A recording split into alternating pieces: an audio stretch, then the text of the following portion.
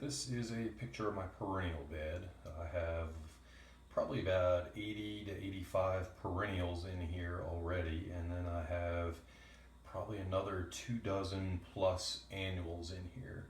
So to walk into this little space, which is what, 46 by 29, I don't want to have to carry a map with me, so I'm in the process of labeling everything.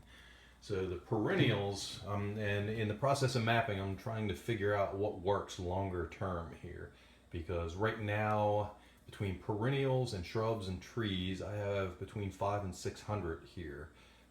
By the time all is said and actually by the end of this year, I'll probably have close to 800, and in another year or two, I'll have thousands because I'll be propagating my own and putting them in. I'll have a couple thousand feet of swale going in, and just I'll be doing a lot more planting. So to me, it's a lot easier having labels like this one right here that gives me an idea of exactly what it is. So I have the on the very top, I have the name. So it's this one is Tickseed Early Splendor, and then I have the Latin name underneath it, and then I have the year that it was planted. And then I went out and I bought this little copper wire, which is actually right here. And the copper wire came from Michaels. I think there's 8 yards here. I believe it was like $4.99 or $5.99. So with that, I took this spool and I cut up individual pieces here. That is about 3 inches long right here. And then I have these long, they're 2 foot long rods here, and what they actually are is I went to the hardware store and they are insulation supporters, 24 feet. And this is a picture. I got this from, can't remember if it was Home Depot or Lowe's, but they both have them. So I bought the insulation supporters right here. I took my lineman's pliers and wear gloves because and also use cardboard down on the table because they have a little bit of an oily residue to them. And then what I do is I just simply on one end I take and I do a twist over so that is like a hoop that I can connect stuff to, and I make it tight enough so that the little thin wire won't come off as it's blowing around in the wind. So ultimately it will look like this. So it's hanging down. I just take that 3 inches of copper, put it through a hole in the tag, and I'll show more information about that in a minute. And oops, got it backwards. And that allows me to have a tag here. So the idea is to take this and put it in front of the plant, so when I walk out I can look and see what the plant is without having to have a map with me. Now the majority of the plants I can tell what they are just by looking at them, at least as far as general species, but as far as exact cultivar, that I kind of need labels for, and I have a lot of different varieties of cultivars so that I can propagate them and sell them off. So let me get into this tag here. So I went out and I bought, let me scan over here, I bought this laminator here. It was, I think it was $70 or $80. They sell them as cheap as $30 at Office Depot. And then the laminating stuff. And then I just went into Microsoft Word. I created 3 across by 10 down so I can get 30 to a page of my little labels here. So this is not specifically anything. All I did is I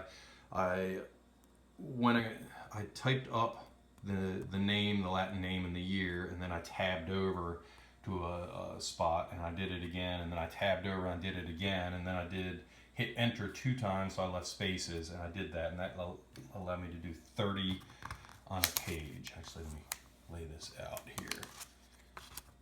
So it would look like that. And then underneath I did another 3 going across. And then I just printed it out on a printer. And then I came back through with a pair of scissors and I cut it close. So you can see it doesn't have to be exact. This one is shorter right here than the one above it. Who cares? They're not going to be right next to one another anyhow, or at least there will be a couple of feet between them.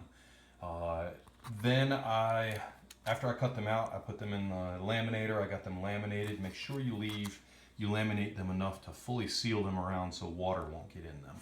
And then Let me see if this shows up in the video. Yeah, it does. So you can see that there's a little itty bitty hole there, and that's much smaller than a regular hole punch. So went to Michael's and found this little pink handle thing. It was in the office supply space, but it was meant for arts and crafts, and it's just a really small hole punch, and it's worked perfect for me for punching the little holes in here. So that's how I make these tags. One other note, if you're working inside here, lay cardboard down, because like I said earlier, the metal rods here, the insulation supporters, have a little bit of an oily feel on them, and you certainly don't want, and they're also very sharp on the end, so you don't want to scratch up your table, you don't want to get oil all over the place. So I do my work on a cardboard box here. So let me go ahead and set up for another tag, and I'll show you what I do with those. I'm about to move on to the other tag. One other thing I did want to point out is the reason I'm trying different tags is sitting out in the sun all day or all summer, I'm thinking these are going to fade, and I also want to see what else weather does to it. They're relatively cheap to make compared to my next option here that I'm about to talk about. But if I have a lot to do, I don't want to put them out and have them be all faded 1 year later. So I'll do an update to this post here probably at the end of summer. So we're in May right now, so this August-September time frame, and show how much these have worn with the summer and the weather out there. So let me move this to the back and go on to the next one. The next set of tags that I have here are called Impresso Tag, and what they are, grab the daylily here and push the other ones aside. So what these are is a flat tag. I'll show you the flat one in a minute without anything on it, but this is just the daylily and then the Latin name and the year that it went in. This is going into the food forest, and I put that in 2015. So it's a flat tag with nothing on it. I just take a regular ballpoint pen and I write on it. So that's actually impressed in metal here. So that's not writing or anything. So that's not going to fade. The only issue I may have here is blowing around in the wind and hitting on the rod itself. So I'm going to use the same exact rods that I did in the last tags here. And they actually come with their own wire, a little bit longer than what I was doing with the copper stuff here. So it comes in a box right here of 100. Let me open this up and just show you. So there's the wires folded over. A blank tag would look like that, just simply blank with nothing on it, and you just use a ballpoint pen to write on it. So again, this is my the end of my food forest here. I do have this somewhat in the computer. I had some additions, so I did some additional writing and stuff on here.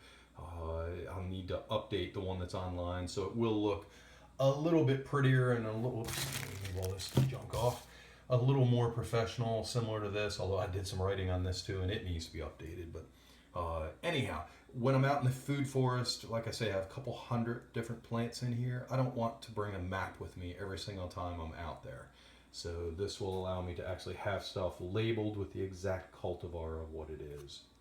Again, later on in the season, I'll go ahead and give an update and let you know how these things weathered outside with the wind and everything else out there, because we do get a fair amount of wind here as well. Let me move on to the next tags.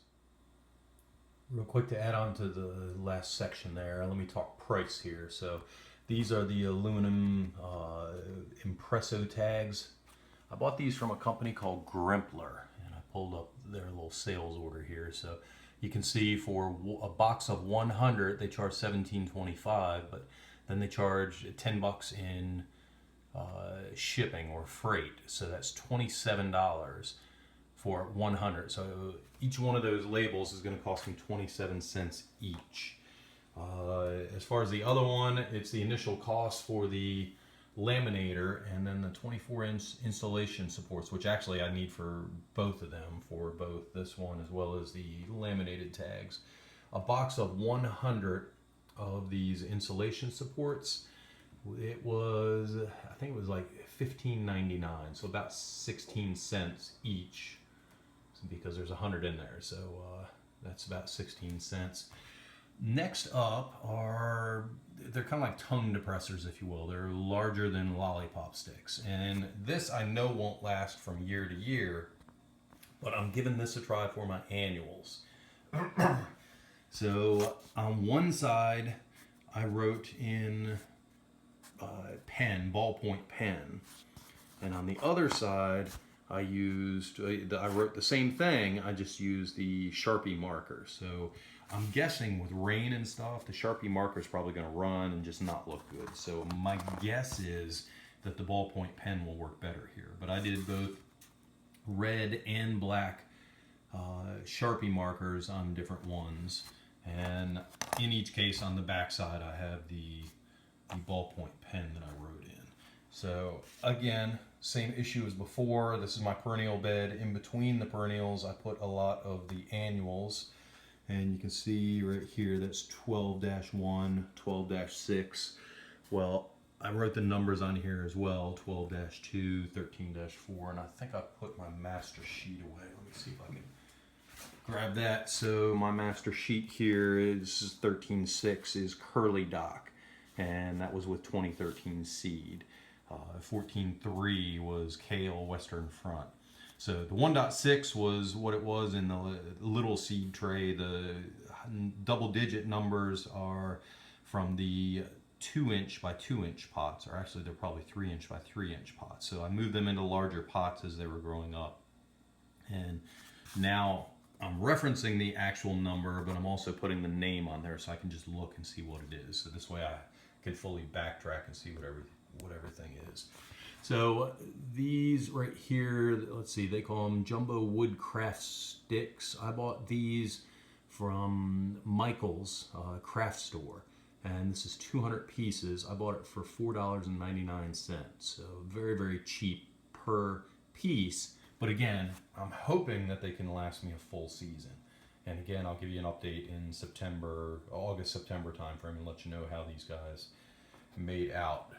And let's see, as far as labeling, I think this is all I'm going to try right now. If I can come up with anything else, I'll add it to it. And again, in my update at the end of the summer, I'll give you an idea of how they all made out.